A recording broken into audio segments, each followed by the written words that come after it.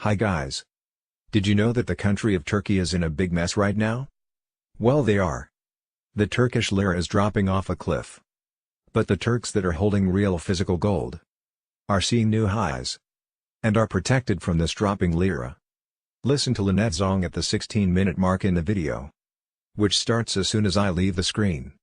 You will see that the value of Karatbars, Karat Gold, Karat Coin, and Cashgold will protect you and your family when this global financial house of cards falls apart. No country is safe, including the USA. Karatbars is my life. Is it yours? Get involved today. Click any of the links below to get started buying gold for as little as $8. Remember, a new exchange of wealth is coming to those of us who are prepared. Let's talk soon. Really, what it's could gobble up the whole world.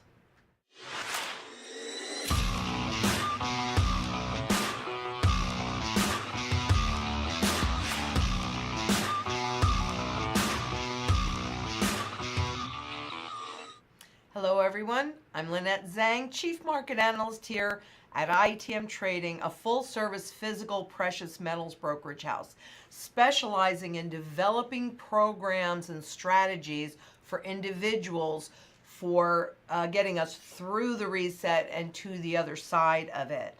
Now, you're probably here because you want to understand what's actually happening beneath the surface of the markets to those things that you really can't see. And I'm here to connect those dots for you so that you can make educated choices that actually support your best interest. And so to that end, we really do have to talk about Turkey today, because I'm sure you've been hearing a lot about it, but I'm also sure there are something that you're not hearing anything about, and we're going to talk about that. But of course, Turkey is a huge consumer of gold. Why? Because between the 70s and the 90s, they had an average inflation rate of 38%. So, and even after that, I'm saying through the 90s, but in reality, I believe it was 2003 when their currency was reset by lopping off 6 zeros. And then that old money was declared no longer money in 2005. So Turkey has a huge history, and that's why they're the fourth largest consumer of gold and why they possess it in physical form. There's an estimated 3,500 tons that are hidden. Now, about a year ago, the Turkish government and central bank concocted this scheme of, these are sovereign gold-backed bonds. So you bring in your gold and deposit them into the bank, and we'll give you this sovereign bond that's backed by gold, and you can get that gold out, physical gold out, of course not what you gave them to begin with, when it matures. Yeah, if it's still there, okay? Now, it was sold as a secure investment, and the benefit to the consumer was, oh, well, now you would be generating income from that bond or that lease. There was a gold lease as well that would comply with Sharia law. And they're told that the citizens will now get income from it, and this is going to be great because it's going to boost savings. Really? Okay. Well, this was on the 13th. Today's the 15th. The lira imploded. I know it looks like it's going up, but that's the dollar going up against the lira. If you turn that upside down, it's plummeting. In fact, just in the past year, and this is a new currency, not a big shocker, but it's lost 95% of its value versus the dollar. So if you were foolish enough to believe the government's gold scheme, which I don't think a lot of people did, but if you were, how's that working for you now? Probably not very well. And just the other day too, they called on Turkish citizens to just sell that gold and turn it into that liras. turn it in, support your government. It's your patriotic duty. Well, Turkey last year was touted as having one of the fastest growing economies, I think second only to China. Out of 196 countries that there are on this planet, Turkey has the 14th largest economy. And part of what that enabled them to do, even inside of the destruction of their currency, really since the 70s, I mean, it just keeps going on, is, and especially in this QE environment, this growth was really funded by debt. Now, what I want you to understand is if it was local debt, in other words, if it's the Turkish lira, bam, that's a good thing for governments because they get to repay that debt with lira that has no value. That's the scam. That's the whole plan of all of these governments and the level of debts that they grow. The problem is that a lot of this debt is externally funded. In other words, they issue the debt in terms of a different currency. So when you see this currency plummet, like we've seen over the past year, 95% just this past year, they have to take those lira and go out and buy those other currencies in order to service and or pay off that debt. So it takes a whole lot more of them to do that. And out of the 450 billion in external debt, a full third of that is denominated in US dollars.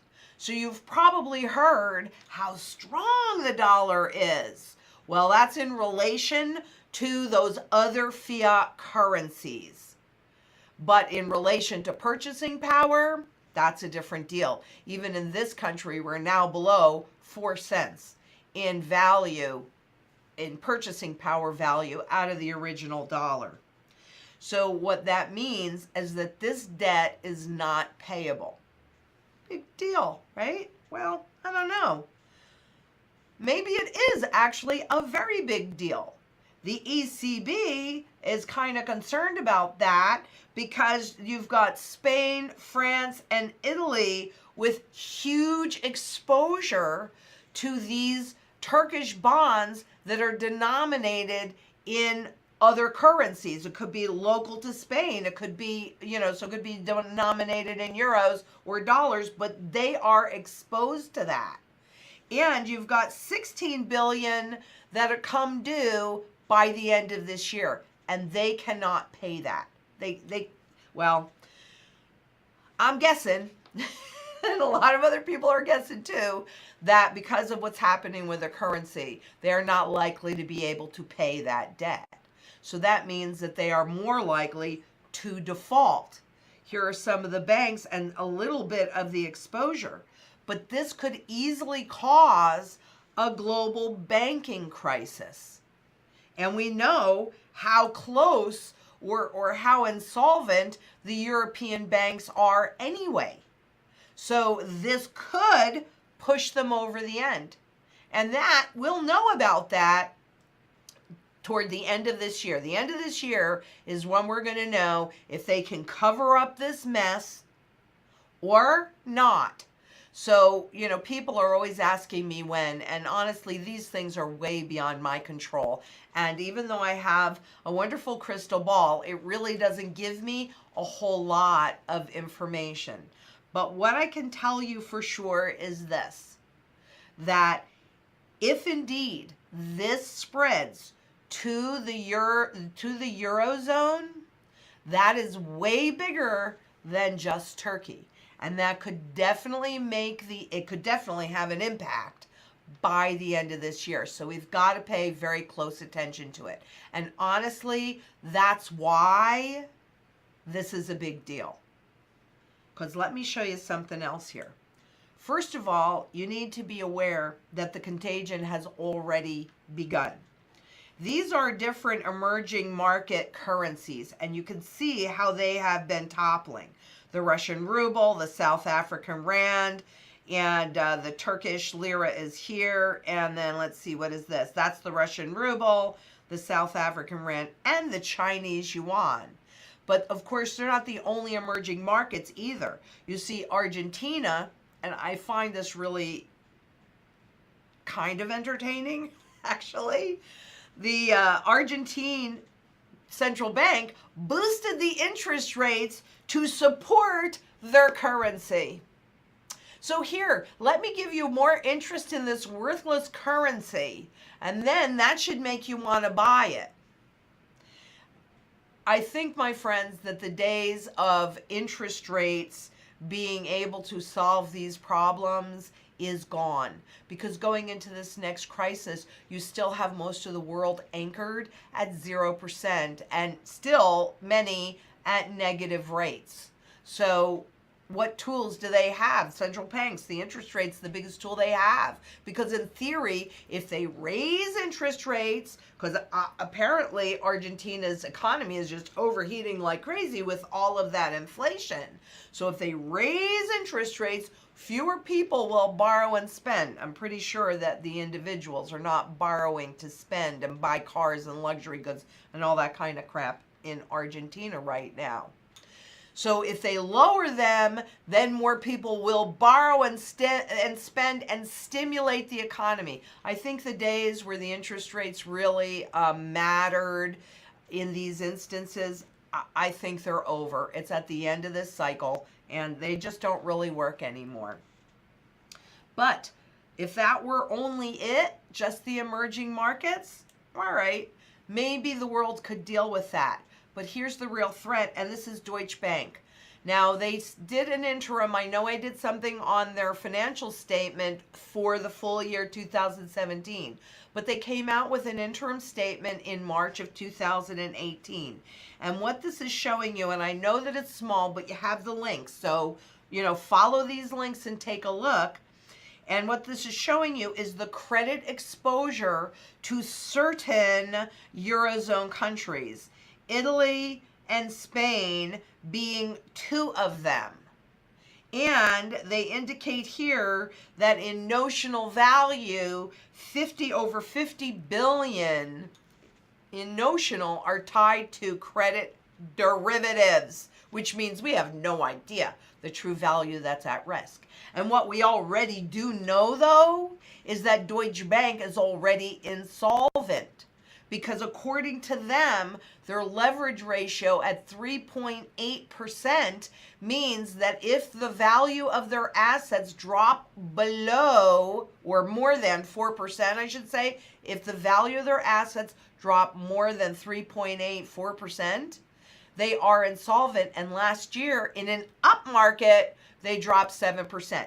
So they are just being kept alive because they are the most dangerous bank on the planet, being a universal global bank. So they are completely tied in, and I know people don't like this word, and I don't like it either. I did try and find, a different word to use. I couldn't find one that really said it.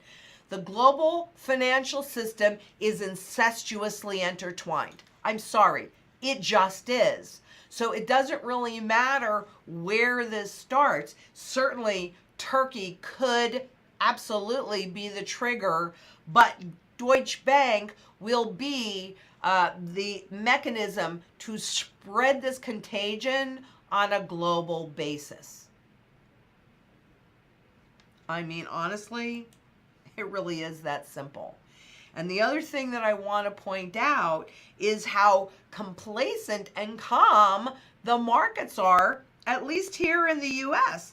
Now, of course, you've got some other emerging markets in here, but we're only 2% off of our all-time highs in the most overvalued market in the world. And the VIX, which indicates how the fear index, essentially, is still sitting near their all-time lows. Hey, what could go wrong? Are you kidding me? I mean, seriously. But who really feels all of this? Because this is really what we have to think about. It's the individual. It's the normal person on the street. If you had gold and you bought into those schemes from the government. Here, deposit your gold. It's safe. Look at this. We're going to pay you some interest on it. Whoop-de-doo. Right? I mean, certainly the destruction of the currency absolutely ruined any gains, just like all the tax benefits that the individuals got at the beginning of the year. Well, inflation has eaten all of that up, so we're not better off. The corporations got a bigger break than we did.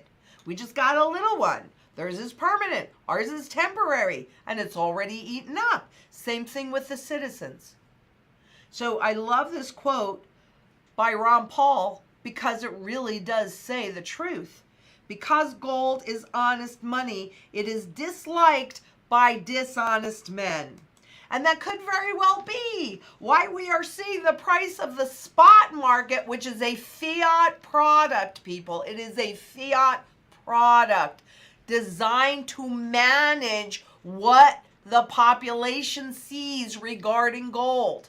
Now, interestingly enough, today, as I was listening to CNBC, a bunch of times, different of their commentators were talking about the fact that they're hearing rumors of central banks selling gold to hurt the price of it.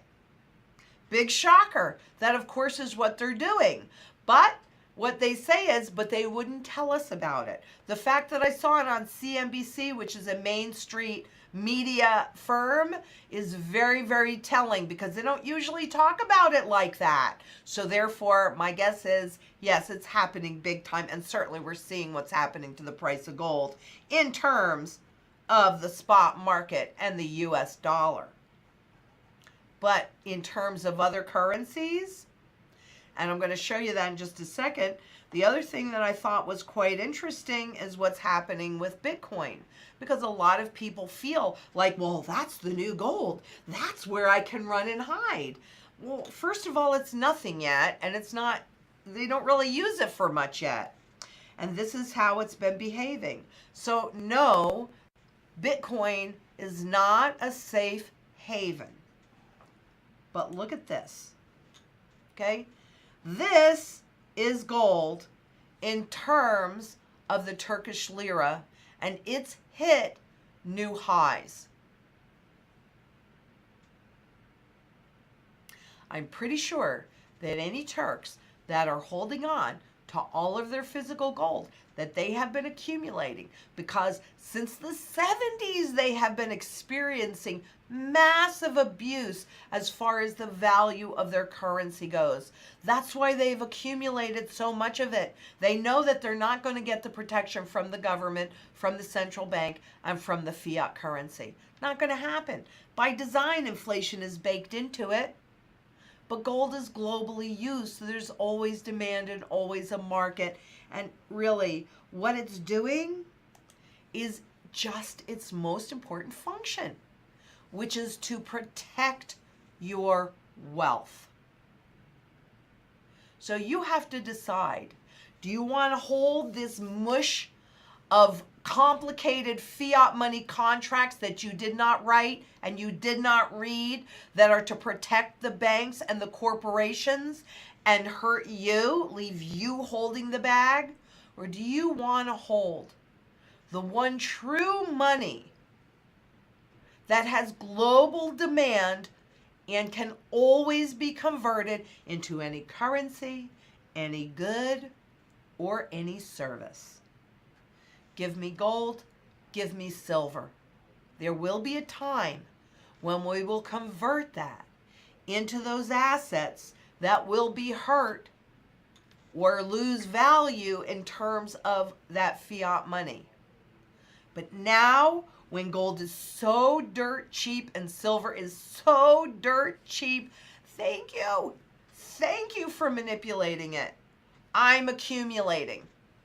You do whatever you're comfortable with, but I'm telling you right now, gold is where my personal comfort level is, and silver as well. Food, water, energy, security, barterability, wealth preservation. We could know something as soon as the end of this year, and we're already in August. It'll be